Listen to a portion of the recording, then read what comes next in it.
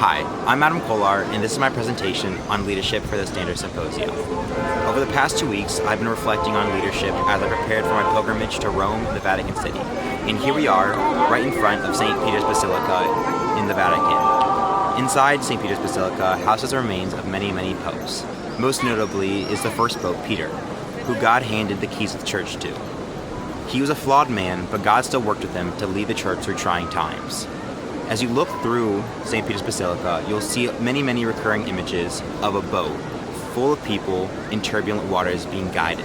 This represents God working through the Pope to guide the church and his people through turbulent waters. And recently, we can feel like we're in turbulent waters with the Pope's passing, but we can look to the Pope as inspiration to help us be leaders of Christ on earth. We can try to have the same characteristics and values that he had. We can try to be humble, to serve others, to uphold the dignity of all people no matter the situation, and to love first as Christ loved us.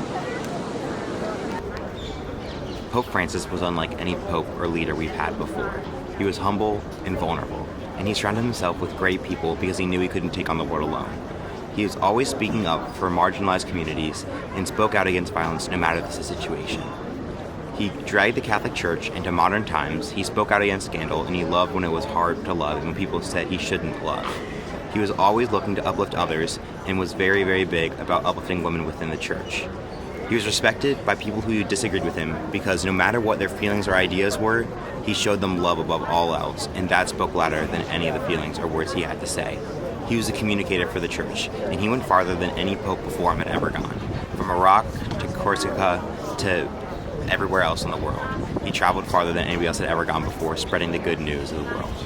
One of my favorite stories that inspires me to this day with Pope Francis is when he washed the feet of Muslim refugees.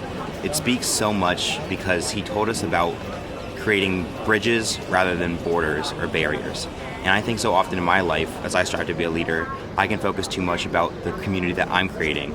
And his reminder to foster community rather than division is very big for me personally. And I think in Dayton, as a Marianist community, we should always be reminded that we should have a seat for anybody at the table, regardless of who they are or what they stand for. Finally, as I look to the future, I hope to embody the same leadership qualities that Pope Francis displayed so incredibly during his tenure as Pope. I hope that I can build bridges rather than barriers, that I can love people regardless and look up for people who are not being treated properly and the marginalized, and most importantly, to love as Christ first loved us. Thanks for watching.